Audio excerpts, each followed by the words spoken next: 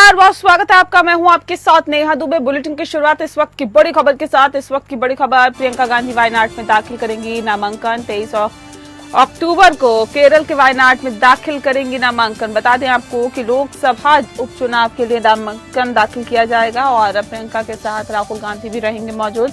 राहुल गांधी के इस्तीफे के बाद वायनाड सीट से ये सीट खाली हुई है। प्रियंका कांग्रेस की महासचिव हैं और ऐसे में आपको बता दें कि प्रियंका गांधी वाड्रा चुनावी पिच पर डेब्यू करने जा रही हैं पहली बार और वे केरल की वायनाड लोकसभा सीट से चुनाव लड़ेंगी, जो उनके भाई और कांग्रेस सांसद राहुल गांधी के छोड़ने के बाद खाली हुई है। प्रियंका गांधी वायनाड लोकसभा सीट से अपना नामांकन 23 अक्टूबर को दाखिल करेंगी और इस दौरान राहुल गांधी भी उनके साथ मौजूद रहेंगे। अपना नामांकन दाखिल करने से पहले प्रियंका गांधी रोड शो निकालेंगी और बता दें कि झारखंड और महाराष्ट्र विधानसभा चुनाव के साथ ही 14 राज्यों की 48 विधानसभा सीटों और साथ ही साथ 2 राज्यों की 2 लोकसभा सीटों पर उपचुनाव हो रहे हैं।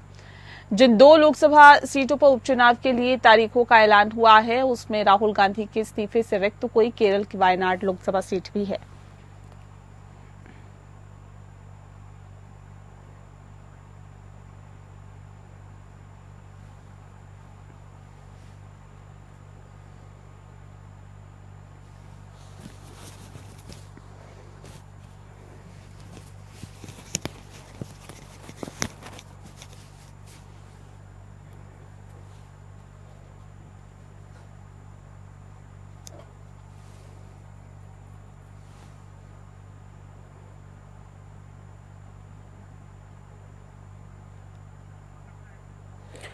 तो बता दें आपको कि राहुल गांधी की सीट जो लोकसभा चुनाव 2024 में जिस लोकसभा सीट पर चुनाव लड़ा राहुल गांधी ने, उसको जीत गए और ऐसे पहले भी यहां से सांसद रहे राहुल गांधी और अब जब 2 जगहों से उन्होंने जीत हासिल की तो जाहिर तौर पे एक सीट छोड़नी पड़ती है। उन्होंने वायनाड सीट छोड़ने का फैसला लिया, लेकिन इसी के साथ फैसला ये भी लिया कि प्रियंका गांधी यहां से चुनाव लड़ेंगी। अब उपचुनाव हो रहे हैं और वायनाड सीट पर नामांकन दाखिल करेंगी प्रियंका गांधी वाड्रा। और बताया ये भी जा रहा है कि प्रियंका गांधी जो है वो 23 अक्टूबर को केरल के वायनाड सीट से दाखिल करेंगे नामांकन।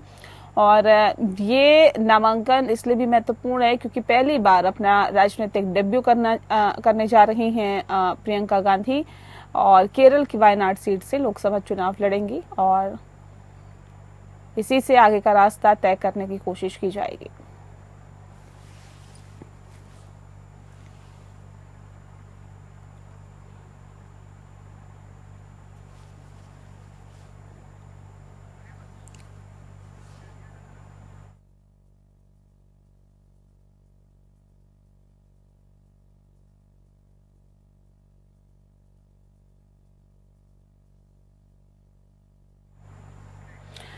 विमान कंपनियों को बम की धमकी मिलने का सिलसिला जारी है और आज एक बार फिर से 10 अलग अलग फ्लाइट्स में बम रखने की धमकी मिली है, जिसके बाद एविएशन सेंटर में हड़कंप मच गया है। इसमें 5 फ्लाइट इंडिगो और 5 फ्लाइट अकासा एयरलाइंस की है। इंडिगो ने अपनी 2 फ्लाइट्स को लेकर बयान दिया है। बता दें आपको कि एक बयान में इंडिगो ने कहा है कि मुंबई में इस्तांबुल के लिए उड़ान भरने वाली फ्लाइट 6E17 से जुड़ी हुई स्थिति से अवगत हैं। हमारे यात्रियों और चालक दल की सुरक्षा हमारी सर्वोच्च प्राथमिकता है और हम संबंधित अधिकारियों के साथ मिलकर काम कर रहे हैं और दिशा निर्देशों के अनुसार सभी आवश्यक सावधानी बरत रहे हैं। वहीं दूसरे बयान में इंडिगो ने कहा है कि हम दिल्ली से इस्तांबुल के लिए उड़ान भरने वाली फ्लाइट 6E11 से जुड़ी हुई स्थिति से वाकिफ है और हमारे यात्री और चालक दल की सुरक्षा हमारी सर्वोच्च प्राथमिकता है। हम सभी आवश्यक सावधानी बरत रहे हैं।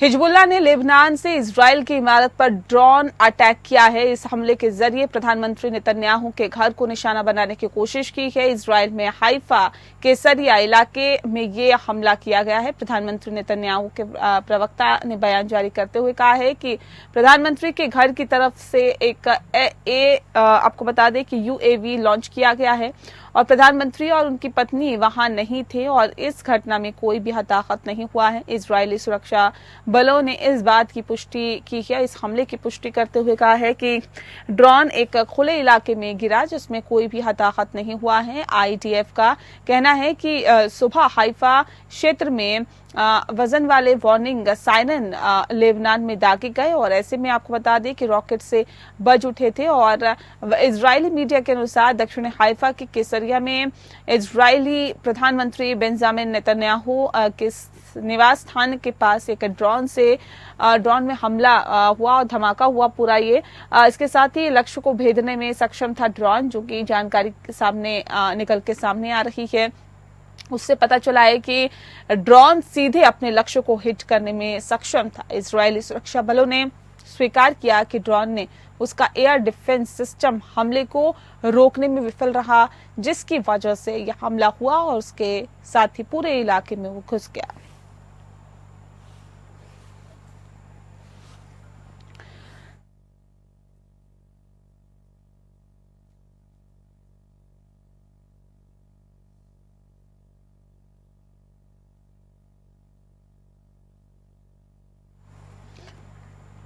सरायल खंसी इलाके और थाने के अंदर आपको बता दें कि कोसी के सांसद राजीव राय के खिलाफ मामला दर्ज हुआ है, जब पूरे जनपद में हड़कंप मच गया है। जानकारी के अनुसार सांसद अस्पताल के स्थलीय निरीक्षण करने के लिए गए हुए थे। वहां एक डॉक्टर से बहस हुई थी। डॉक्टर ने गंभीर आरोप लगाते हुए तहरीर दी, जिसके बाद पुलिस ने संज्ञान लेकर मामले को दर्ज किया।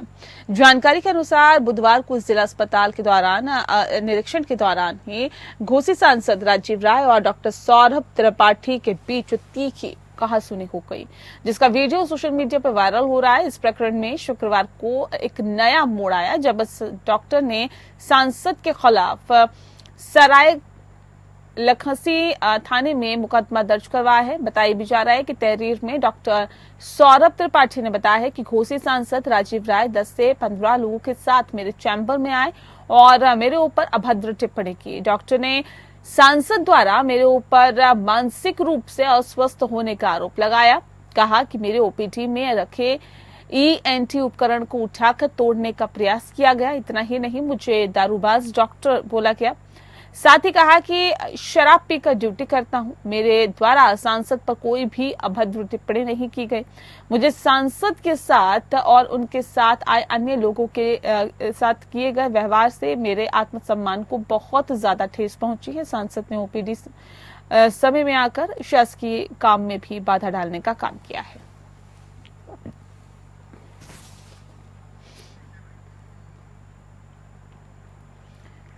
उत्तर प्रदेश के सीतापुर जेल में बंद समाजवादी पार्टी के नेता आजम खां की मुश्किलें बढ़ती हुई दिखाई दे रही है। आजम खां को सीतापुर जेल से भारी सुरक्षा व्यवस्था के बीच रामपुर की एमपी एमएलए कोर्ट में पेशी के लिए ले जाया गया है।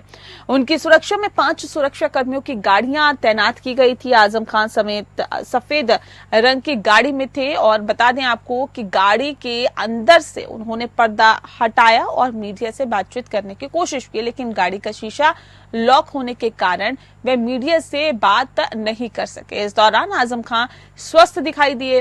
बता दें आपको कि आजम खां पर गवाह को धमकी देने का आरोप है। इसी मामले में उनकी कोर्ट में पेशी हो रही है। ये मामला उनके लिए नई चुनौती लेकर आया है, जिससे कि उनकी मुश्किलें कम होती नहीं दिखाई दे रही है।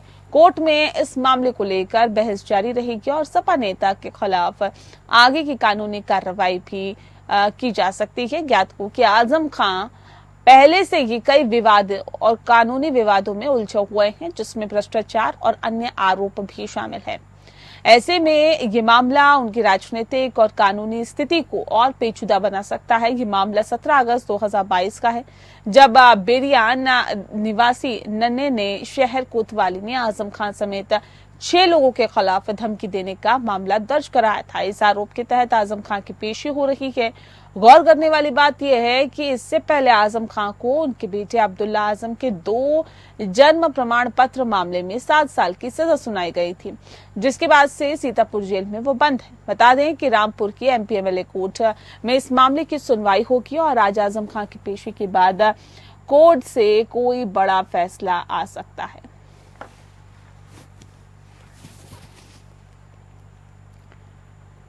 और अब खबर गाजीपुर से, जहां मर्चेंट नेवी की फर्जी परीक्षा का एक मामला सामने आया है। मामला गाजीपुर के सदर कोतवाली क्षेत्र का बताया जा रहा है। गोरा बाजार इलाके का है, जहां पर अल्टरनेट पब्लिक स्कूल में मर्चेंट नेवी का फर्जी परीक्षा कराई जा रही थी। सूचना पर पुलिस टीम ने स्कूल पर छापा मारा और परीक्षा के फर्जीवाड़े में शामिल 2 लोगों को मौके से गिरफ्तार कर लिया है। इस दौरान पुलिस ने स्कूल से सैकड़ों प्रश्न पत्र, उत्तर पुस्तिकाएं भी बरामद की है।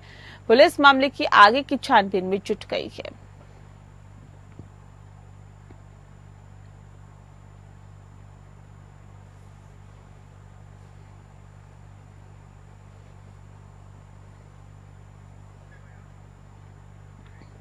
सिडको प्रशासन ने एनफोर्समेंट विभाग के भ्रष्ट अधिकारियों पर पीड़ित ने आरोप लगाया है कि बिना नोटिस देकर उनके घर को तोड़ दिया गया। वहीं उल्वे परिसर में दर्जनों से ज्यादा घरों को अवैध इमारत को सिडको के अतिक्रमण विभाग की तरफ से नोटिस चस्पा किया गया, लेकिन उन पर बुलडोजर नहीं चलाया गया। पीड़ित का आरोप है कि भ्रष्ट अधिकारी मोटा सुविधा शुल्क वसूल कर अवैध निर्माण से लेकर अवैध इमारत तक सारी सुविधाएं उपलब्ध करा रहे हैं।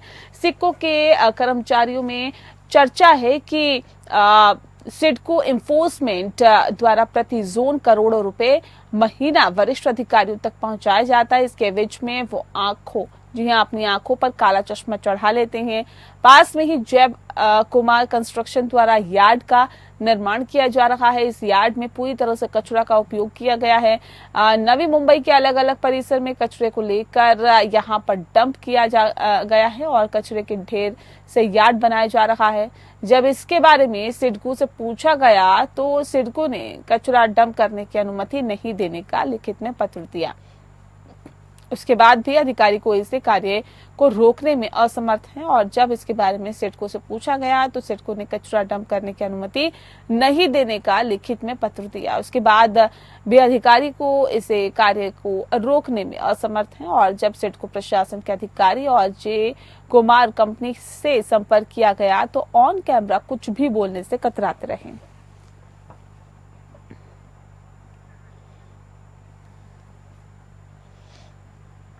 नवी मुंबई प्रादेशिक परिवहन विभाग ने महज चंद दिन पहले आशिम मुलानी नामक व्यक्ति पर फिरौती मांगने के गंभीर आरोप लगाए थे, जिसके बाद नवी मुंबई नेरूल पुलिस ने मुलानी को फिरौती की रकम लेते हुए रंगे हाथों गिरफ्तार कर लिया था।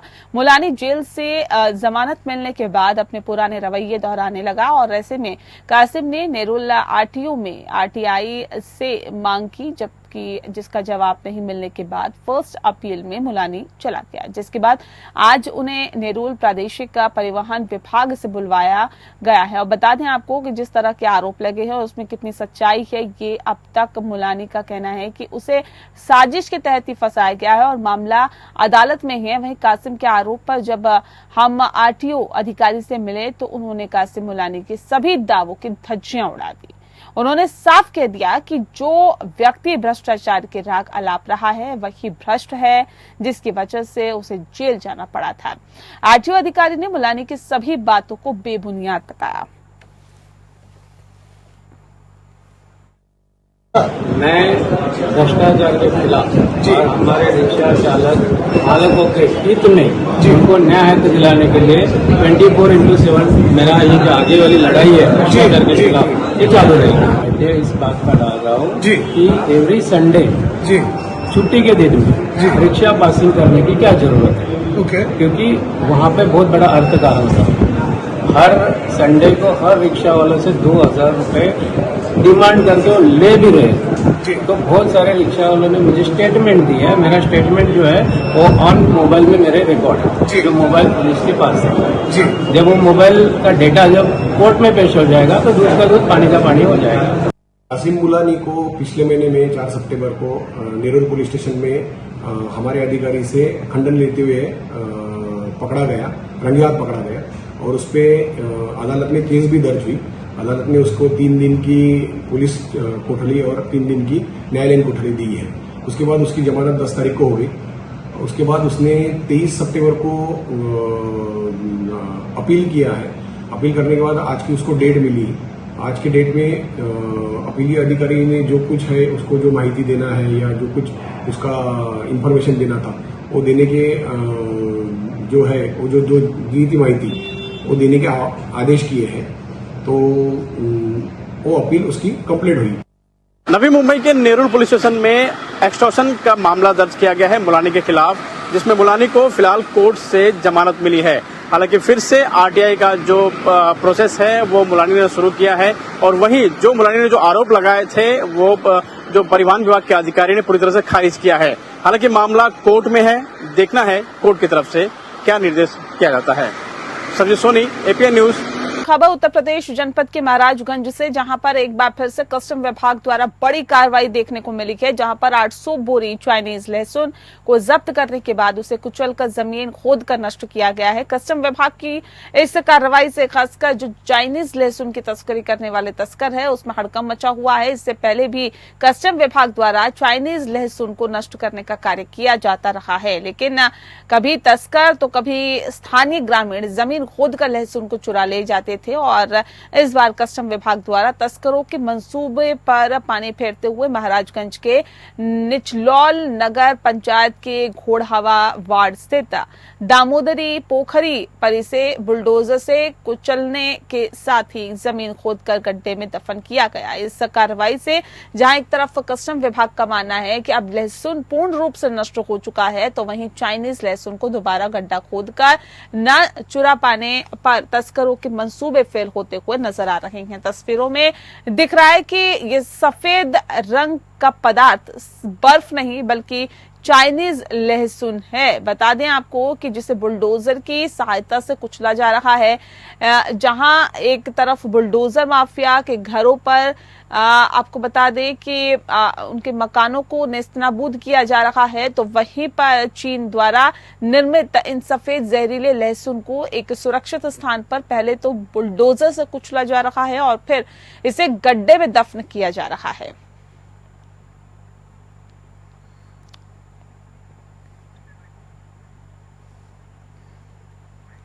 गाजीपुर के 423 प्राथमिक विद्यालय पूर्ण रूप से बंद किए जाने का फैसला लिया गया है। इस बात की जानकारी खुद बीएसए हेमंत राव ने दी है। बता दें कि इस दौरान उन्होंने बताया कि ये जिले के 423 प्राथमिक विद्यालय वो है जो कि गांव के विभिन्न मजरे में है और वहां पर छात्रों की संख्या 50 से कम है।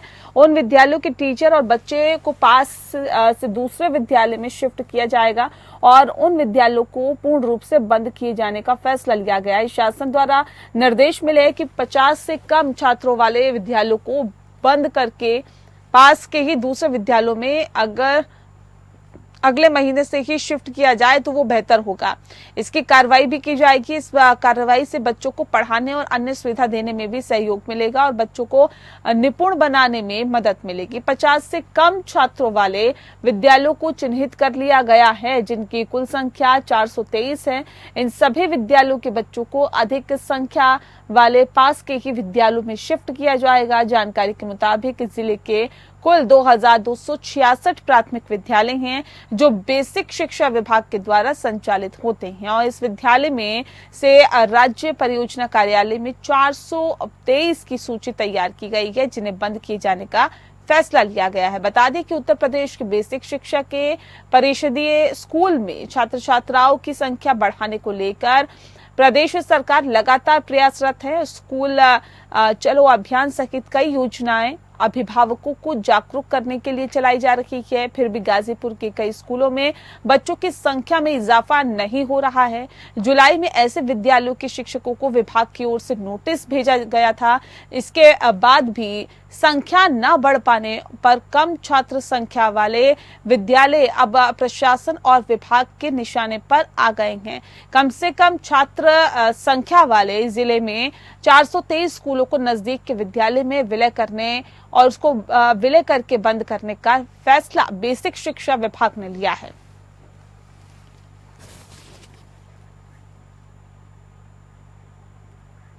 रायबरेली में खाद्य की दुकानों पर छापेमारी की गई है। जिला हर्षिता माथुर एवं मुख्य विकास अधिकारी अर्पित उपाध्याय ने संयुक्त खाद्य की दुकानों में छापेमारी की है। अधिकारियों ने थोक विक्रेता और थोक उर्वरक विक्रेता में सर्स की चंद थोक उर्वरक गोदाम और मेसर्स जगदीश बहादुर सिंह खुदरा उर्वरक विक्रेता उर्वरक बिक्री केंद्र को देखा। दुकानों से नमूने लिए गए और अगर नमूनों में अनियमितता पाई गई तो कार्रवाई आगे की जाएगी।